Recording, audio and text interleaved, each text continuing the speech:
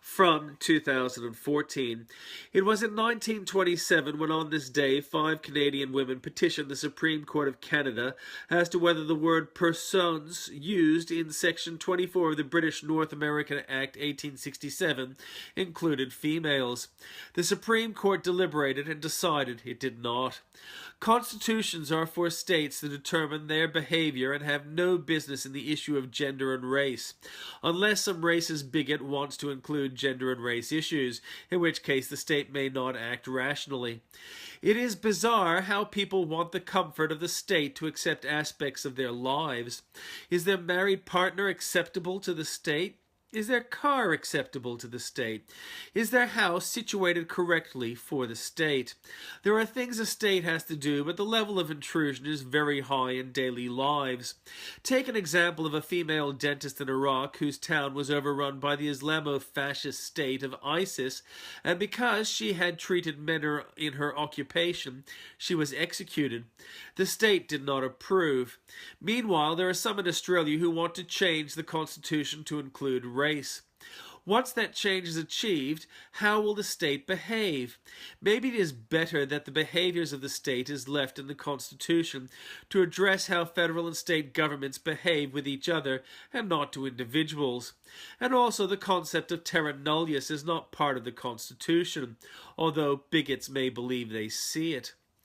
People tire of anti-Islam sentiment, so the story of an Islamo-fascist serial killer rampaging through the US might have gone unnoticed, as press decided there was no human interest angle.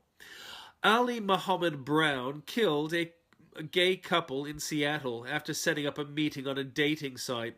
Apparently that will stop Obama from bombing somebody or something. One thing that isn't happening is Islamic leaders showing leadership by denouncing terrorism. Some have said in defense of those leaders that they could achieve nothing worthwhile.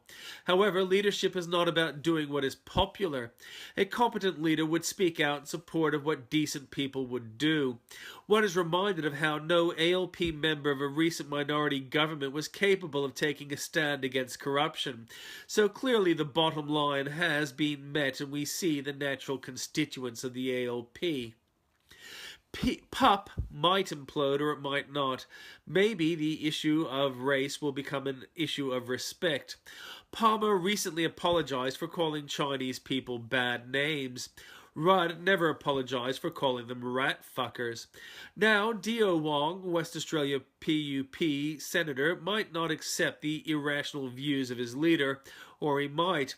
There is no evidence Palmer is a rat, but he isn't a good person by his own admissions. Meanwhile, some are saying Lambie is ambitious and might leave the pack. But none of them are saying that they will vote sensibly on legislation. Big questions need to be asked regarding judicial bias. A high-level union rep asked that her prosecutor be replaced on the grounds that she had had a short affair with him over 20 years ago. He should have stepped aside before she had declared it. But he has not stepped aside even so. The ICAC are still focused on smearing liberals without addressing actual corruption, almost daring the government to disband them because they don't want to have to investigate the Australian Labor Party. That's it for today. If you come by this video at a later date and you like it.